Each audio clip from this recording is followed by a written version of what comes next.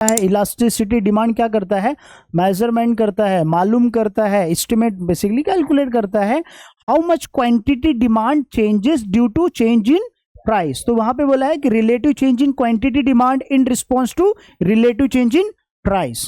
यहां तक क्लियर है सबको? अभी सब लोग प्लीज यहाँ पे 200% कॉन्सेंट्रेट करेंगे ताकि आपको ये टॉपिक समझे। आज का लेक्चर जिसको समझा मतलब पूरा चैप्टर समझा। आज के वक्त में जिसको ये लेक्चर नहीं समझा मतलब पूरा चैप्टर जो है, पूरे लेक्चर्स में जो है, पूरा चैप्टर्स के अंदर आपको कंफ्यूजन ही कंफ्यूजन रहेगा। आप सिर्फ अपने आप को बोल दो कि हाँ मुझे याद है, लेकिन वो आपको नहीं समझेगा। इसके लिए सब लोग पूरा अच्छे से ध्यान से समझना, ताकि जो है पूरा ये एक लेक्चर पूरा चैप्टर्स को इजी क्लियर कर देगा। क्योंकि हर क्वेश्चन में आप देखो यहाँ पे what is elasticity demand, types of elasticity demand, फिर उसके बाद जो है types of price elasticity demand, देखो हर जगह इलास्टिसिटी डिमांड है, ठीक है। फिर उसके बाद जो है यहाँ पे एक नेक्स्ट क्वेश्चन है factor influencing elasticity of demand, तो हर जगह इलास्टिसिटी ऑफ डिमांड है। तो अगर once you understand what is elasticity of demand, you can write answer in your own words. अगर आपको पॉइंट्स याद है you can write it down, लेकिन अगर वही नहीं समझ में आया तो पूरी कहानी बर्बाद नहीं, मतलब आपको पिक्चर खत्म हो जाएगी, पता नहीं चलेगा कि स्टोरी क्या थी इसमें। इलास्टिसिटी डिमांड क्या होता है, ये जो लिखा है उसको पढ़ने से पहले हम लोग रियल में समझ लेते हैं एग्जांपल्स, ताकि आपको इजीली समझ में आ जाए, ठीक है। Okay, what is elasticity demand, अगर आपको इसको समझना है I will give one example, तो आप उससे डिफरेंशिएट कर पाओगे। जो है एवरीबडी यूज स्मार्टफोन, ठीक है। अब सब लोग रिचार्ज कराते रहेंगे, ठीक है, अलग अलग प्लान्स है, कोई एयरटेल यूज करता रहेगा, कोई जियो यूज करता रहेगा, कोई आइडिया वोडाफोन यूज करता रहेगा, ठीक है। सो आप सभी लोग जो है डिफरेंट कंपनीज के सिम कार्ड यूज कर, मतलब डिफरेंट नेटवर्क्स आप लोग क्या कर रहे हैं, यूज कर रहे हो, ठीक है। ध्यान से सुनिएगा। अब क्या हुआ कि फॉर एग्जाम्पल जियो कंपनी ने क्या किया कि जो उसका प्लान था उसको 10% से इंक्रीज कर दिया। मतलब जो प्लान मान लीजिए 199 का प्लान था या 100 रुपीज का प्लान था, वो अब 150 का प्लान हो गया, और जो 150 का था वो कितने का हो गया, 200 का हो गया। तो जब जियो ने अपना प्लान, जो टैरिफ प्लान था, वो इंक्रीज कर दिया, अब उसके इंक्रीज होने की वजह से क्या उसके कस्टमर बढ़ेंगे या कम होंगे? मतलब क्या हुआ कि जब प्राइस के अंदर कुछ चेंज हुआ तो उसकी वजह से कंज्यूमर ने रिएक्ट किया कि नहीं रिएक्ट किया। और इसी प्रोसेस को हम लोग क्या बोलते हैं, elasticity of demand. Elasticity of demand मतलब कंज्यूमर क्या करता है, कंज्यूमर का behaviour in response to changes in price. Elasticity demand, वो एग्जांपल ध्यान रखना।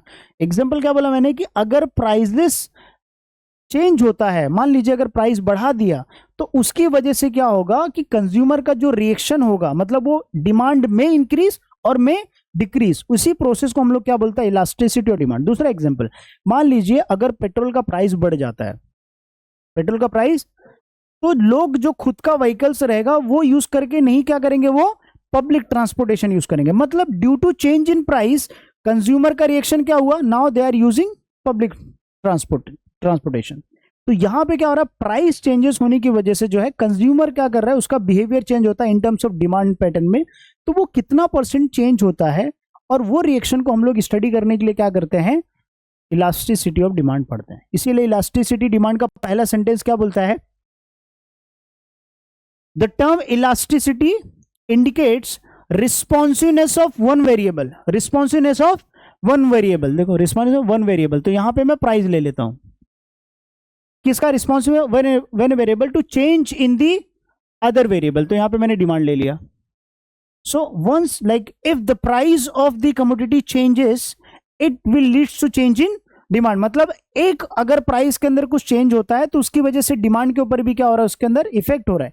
लेकिन इतना तो हमने पढ़ा है, लेकिन कितना चेंज होगा वो हम लोग क्या करेंगे, इस चैप्टर में पढ़ेंगे। मतलब अगर प्राइस 10% से इंक्रीज हो रहा है तो डिमांड 20% से डिक्रीज हो रहा है या 15% से डिक्रीज हो रहा है, इसके अंदर हम लोग मेजर करते हैं। तो इसीलिए हम लोग उसको बोलते हैं इलास्टिसिटी ऑफ डिमांड। यहां तक क्लियर है, what is elasticity? Elasticity of demand मतलब क्या होता है, चेंज इन, मतलब स्टडी करना, क्या करना, स्टडी करना। क्या स्टडी करना, रिस्पॉन्स स्टडी करना। क्या करना, रिस्पॉन्स, किसके रिस्पॉन्स की, अगर प्राइस के अंदर कुछ चेंज होता है तो उसके रिस्पॉन्स में डिमांड कितना चेंज होगा, वो हम लोग क्या करते हैं, इसमें इलास्टिसिटी डिमांड में पढ़ते हैं। तो आपका पहला जो सेंटेंस था कि भाई इलास्टिसिटी डिमांड का responsiveness change in one variable और responsive change of one variable. अगर एक वेरिएबल, वेरिएबल मतलब यहाँ पे प्राइस और डिमांड का मैं एक वेरिएबल ले रहा हूं, कि अगर प्राइस के अंदर कुछ चेंज हुआ तो उसकी वजह से दूसरा जो वेरिएबल है वो भी क्या हो जाएगा, चेंज हो जाएगा। जैसे मैंने आपको एग्जांपल दिया कि पेट्रोल का price will be one variable, उसके जगह पे आप ट्रांसपोर्टेशन का क्या करो, डिमांड या व्हीकल्स का डिमांड पे क्या हो रहा है, इफेक्ट हो रहा है। So changes in one variable leads to change in another variable. तो वो कितने परसेंट से चेंज हो रहा है, उस चेंजेस को हम लोग मेजर करने के लिए क्या पढ़ते हैं, इलास्टिसिटी ऑफ डिमांड पढ़ते हैं। कुछ डाउट है किसी को? यहां तक एकदम अच्छे से क्लियर? ठीक है नाउ अब हम लोग सेकंड, यहां तक किसी को डाउट है यहाँ पे? It helps to understand how sensitive consumers are to the price changes. मतलब कंज्यूमर का क्या बिहेवियर होगा in response to changes in price. जैसे मैंने जियो का प्लान का एग्जांपल दिया कि अगर प्लान चेंज होता है, उसका प्राइस जो है, टैरिफ प्राइस अगर चेंज होता है, तो उसकी वजह से कंज्यूमर का रिएक्शन क्या रहा है, मतलब उसका रिस्पॉन्स क्या होगा, उनके डिमांड क्या हो जाएंगे, डिक्रीज हो जाएंगे, ठीक है, या इंक्रीज हो जाएंगे। वो कितना इंक्रीज होंगे, कितना डिक्रीज होंगे, वो हम लोग पढ़ेंगे। जैसे एग्जाम्पल के तौर पर टैरिफ ने 10, मतलब जो प्लान था वो 10% से इंक्रीज हुआ, अब डिमांड क्या होगा, 20% से डिक्रीज हो जाएगा। तो अब हमने बोला कि भाई 10% से प्राइस बढ़ा तो 20% से डिमांड क्या हो गया, चेंज हो गया। तो यहाँ पे क्या हुआ कि ये हम लोग पढ़े कि प्राइस एक रिस्पॉन्स एक वेरिएबल में चेंज हुआ, तो उसकी वजह से दूसरा वेरिएबल क्या हो गया, चेंज हुआ, राइट। तो एक वेरिएबल का इफेक्ट की वजह से दूसरा वेरिएबल भी क्या होता है, इफेक्ट होता है। ये कितना इफेक्ट होता है, तो जैसे 10%, 20%, ये मैंने जो बताया ये बोलते हैं इलास्टिसिटी ऑफ डिमांड। यहां तक क्लियर है? और भी आपको समझेगा जब हम लोग एक एक करके संडे। यहां तक क्लियर है? मतलब एक आइडिया मिल गया कि डिक्शनरी से अगर आप मीनिंग निकालोगे तो उसका मीनिंग डिफरेंट हो जाएगा, ठीक है, बट यहां पे इकोनॉमिक्स में वही है। अंडरस्टूड? सेकंड पॉइंट आपने लिखा है, देखो क्या बोलता है, इलास्टिसिटी ऑफ डिमांड क्या है, इज मेजरमेंट। क्या है? Elasticity demand is measurement. किसका मेजरमेंट है? Relative change. क्या बोला है? Relative change. किसका relative change? Quantity demand in response to relative change in price. मतलब क्या कर रहा है, एक रिलेटिव चेंज बोल रहा है कि भाई प्राइस में कितना चेंज हुआ, किसके वजह से, डिमांड में कितना चेंज हुआ, है ना। सो क्वांटिटी डिमांड चेंज हो रहा है, तो वो कितना चेंज हो रहा है उसका क्या करना, मेजरमेंट करना। क्या करना? मेजरमेंट। आगे चल के हम लोग फॉर्मूला देखेंगे, उसमें अच्छे से पढ़ेंगे एक्सप्लेनेशन। सो क्वांटिटी डिमांड कितना चेंज हुआ, किसके रिस्पॉन्स में, relative change in price. Understood? अभी यहां तक क्लियर है? कुछ डाउट है ये सेकेंड पॉइंट में? एवरीबडी अंडरस्टूड क्या है? क्या है इलास्टिसिटी डिमांड? क्या करता है? मेजरमेंट करता है, मालूम करता है, एस्टिमेट बेसिकली कैलकुलेट करता है how much quantity demand changes due to change in price. तो वहां पे बोला है कि relative change in quantity demand in response to relative change in price. यहां तक क्लियर है सबको? परफेक्ट। अब देखो थर्ड वाला लाइन, अगर आप ये समझ गए मतलब आपको 70% और 50% कंप्लीट हो जाएगा। देखो according to Alfred Marshall, Alfred Marshall ने क्या बोला कि elasticity of demand is great और स्मॉल। यहां पे इन्होंने क्या वर्ड यूज किया, ग्रेट और स्मॉल।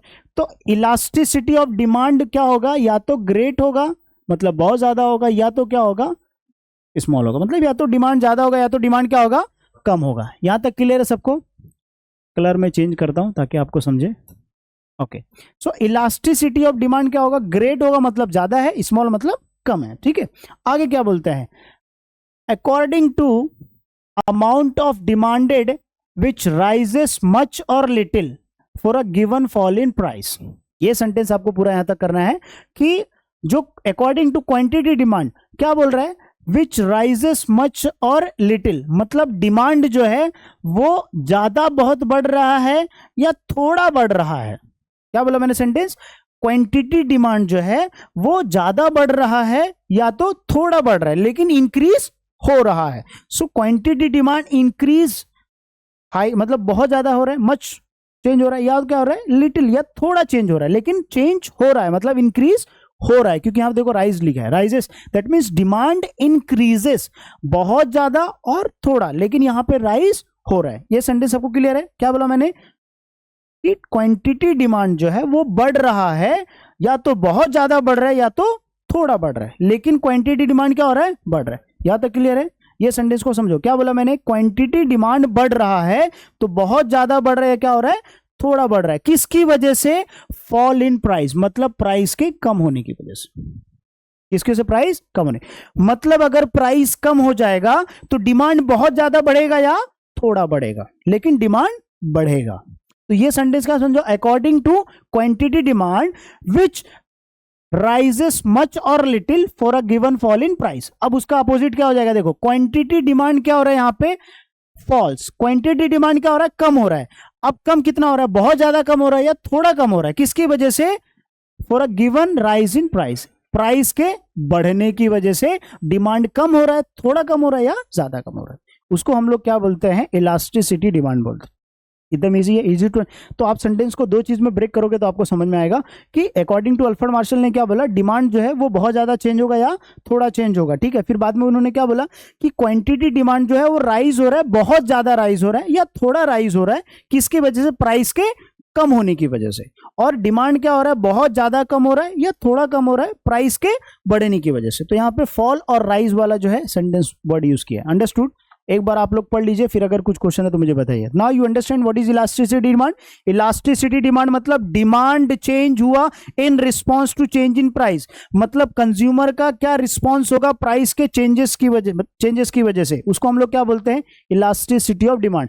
तो अगर आप एक एक सेंटेंस पढ़ोगे तो आपको समझ में आएगा इलास्टिसिटी डिमांड क्या करता है, मेजरमेंट करता है quantity demand in response to change in price.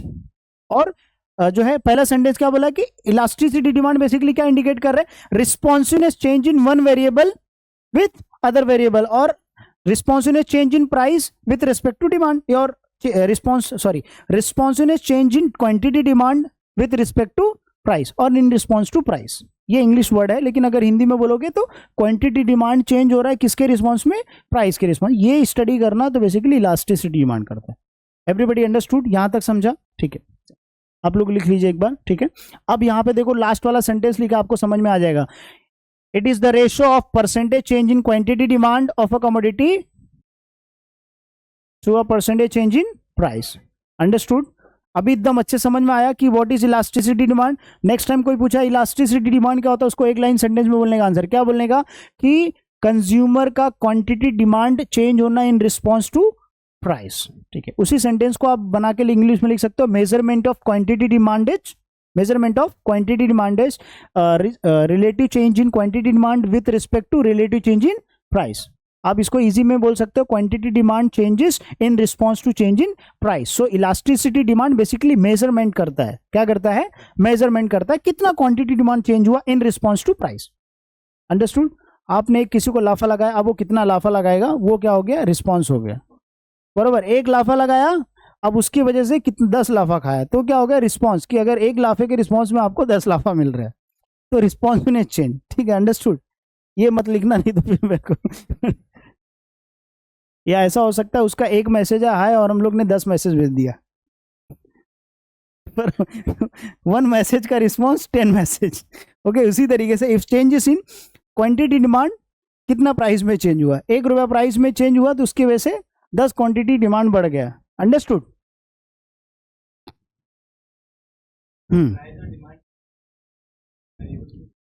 हाँ, हम लोग वेरिएबल्स का भी एग्जांपल लिख सकते हैं, ऐसा नहीं, मतलब समझाने के लिए। इकोनॉमिक्स में बहुत बड़ा डेफिनेशन वहाँ पे वेरिएबल्स का, ऐसा नहीं इकोनॉमिक्स में एक ही वेरिएबल है, बहुत सारे वेरिएबल्स है।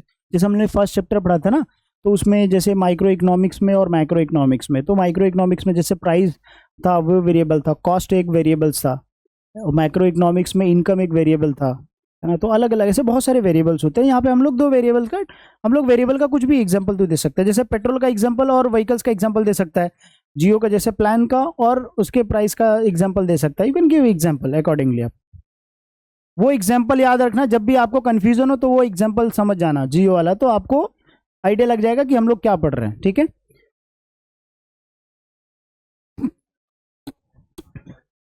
बस ये डेफिनेशन वाला आप खुद से लिख लीजिएगा, मतलब ये डेफिनेशन डिक्टो छाप दीजिएगा। ये डेफिनेशन याद नहीं होता, ध्यान रखना। डेफिनेशन याद करने के लिए अकॉर्डिंग टू क्वांटिटी डिमांड क्या है, विच डिमांड राइजेस मच और little due to fall in price, quantity demand falls much और little due to rise in price. ये ध्यान रखना, एक बार राइज हो रहा है, एक बार क्या रहा, फॉल हो रहा है। यस, कुछ डाउट है किसी को? Everybody understood what is elasticity demand? एक फॉर्मूला, जरा फॉर्मूला भी देख लेते ताकि हमारा पूरा अच्छे से कंप्लीट हो जाए, ठीक है। एक मिनट ना, अच्छा वो लिखना आपको, हो गया ना। फॉर्मूला आप लोग बुक में भी ओपन कर लीजिए, देखो क्या है, इलास्टिसिटी, ईडी मतलब होता है इलास्टिसिटी डिमांड, ईडी मतलब इलास्टिसिटी डिमांड। अब इलास्टिसिटी डिमांड क्या है, percentage change in quantity demand divided by percentage change in price, percentage change in price. ये हमने क्या लिखा, सिंबॉलिक फॉर्म में लिखा। कौन से फॉर्म में लिखा? अगर आप वर्ड वाले फॉर्म में लिखोगे तो आप इसके आगे लिखो percentage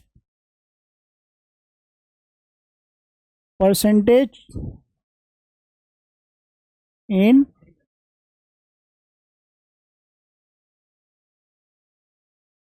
quantity demanded divided by percentage change in